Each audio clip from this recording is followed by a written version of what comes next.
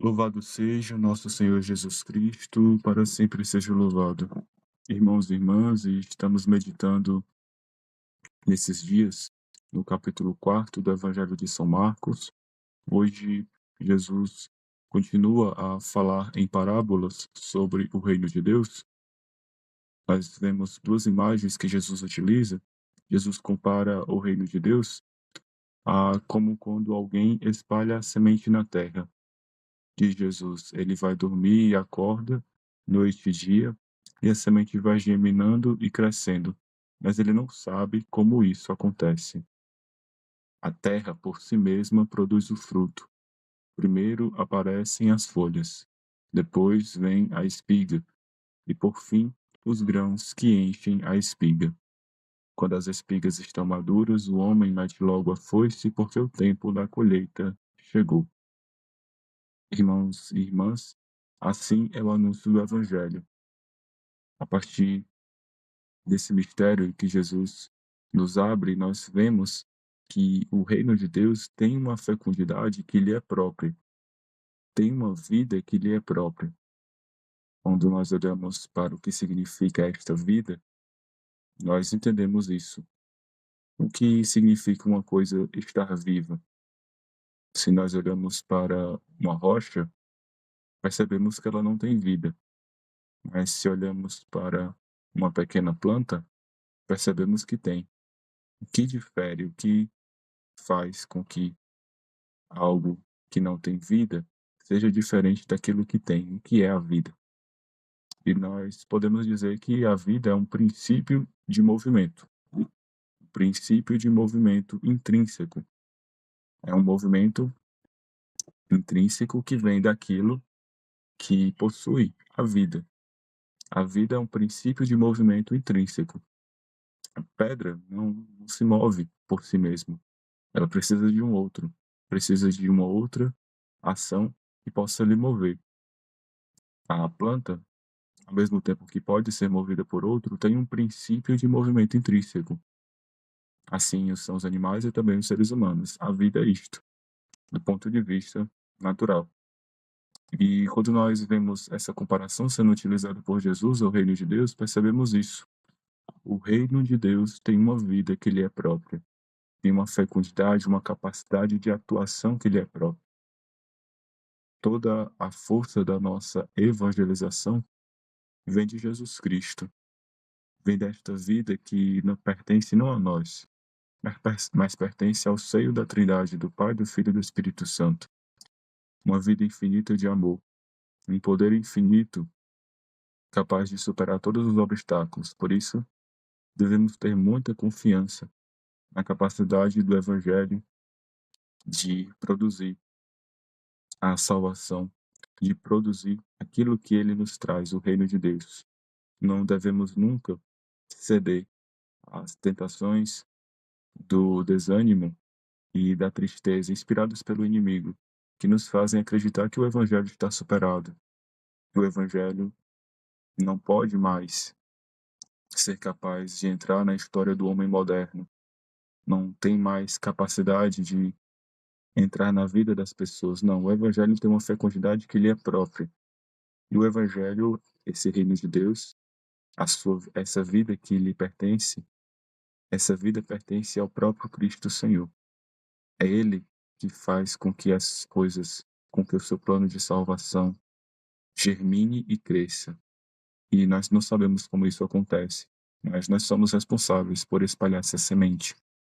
Então, aqui, também neste capítulo, vemos uma outra imagem. Jesus compara o reino de Deus a um grão de mostarda. O reino de Deus é como um grão de mostarda, que ao ser semeado na terra é a menor de todas as sementes. Quando é semeado, cresce e se torna maior do que todas as hortaliças. E estende ramos tão grandes que os pássaros do céu podem abrigar-se à sua sombra. Um grão de mostarda, ou seja, algo tão pequeno, o reino de Deus é como algo pequeno, que ao ser semeado, cresce e se torna maior do que todas as outras hortaliças. Assim, nós vemos com a própria história de Cristo. Jesus Cristo, o Filho de Deus, o Verbo encarnado, ele surge no meio da história humana, surge no meio do nosso mundo como algo tão pequeno, um pequeno menino, uma pequena criança no seio da Virgem Maria, que aparece no seio do nosso mundo, na gruta de Belém, e ali nós podemos ver manifesto o reino de Deus, algo pequeno, mas que cresce e que se torna maior do que tudo o mais. Assim é a salvação que Cristo nos trouxe. Ele mesmo é esse grão de mostarda. E esta árvore que cresce e estende os seus ramos é a igreja, o seu corpo, o corpo de Cristo. O Cristo Senhor, tão pequeno, um pequeno menino que é dado ao mundo por Deus Pai para a sua salvação. Ele cresce, o homem e Deus unidos, este corpo que será usado e será oferecido ao Pai como um sacrifício de expiação para os nossos pecados. Em Jesus, esse grão de mostarda que semeado na terra morre para dar vida ao mundo. Aqui nós temos uma imagem do reino de Deus. O reino de Deus que é o próprio Cristo. Os padres da igreja tinham essa compreensão. Ele, o Senhor Jesus, é a auto-Basileia. Ele mesmo é o reino de Deus. O reino de Deus não consiste em uma notícia, uma realidade política, mas no próprio Senhor. Aqui nós temos uma imagem desse movimento do reino de Deus. Começa pequeno e termina maior do que tudo o mais. Também podemos ver nele uma imagem da igreja, o corpo de Cristo, que estende seus ramos na história. São os santos no céu, também os povos unidos no seio do Pai, do Filho e do Espírito Santo e no meio do mundo, as várias nações unidas pela fé no Evangelho.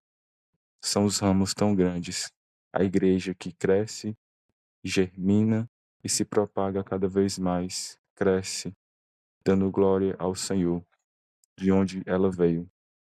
Então que possamos ter essa confiança, que possamos ter confiança na fecundidade própria do Evangelho, confiança de que nós somos essa igreja. Começamos com um grão de mostarda, o Cristo Senhor plantado no mundo, e crescemos, somos os ramos do Senhor presentes na história.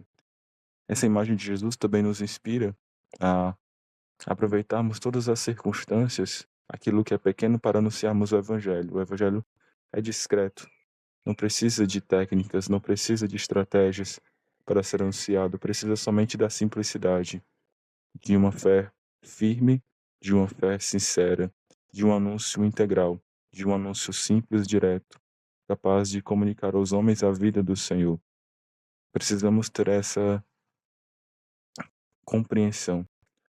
O Evangelho é um grão de mostarda e tudo isso nos inspira a aproveitarmos todas as pequenas circunstâncias do dia a dia, o cotidiano das nossas vidas, para sermos uma palavra viva do Senhor, para que nossas ações reflitam toda a luminosidade, todo o poder e a fecundidade do Evangelho. Que possamos aproveitar todas as circunstâncias para levar a nossa família, os nossos irmãos, aqueles que amamos e aqueles que mais necessitam esse reino de Deus, o próprio Senhor Jesus Cristo, Filho de Deus Pai. Assim seja.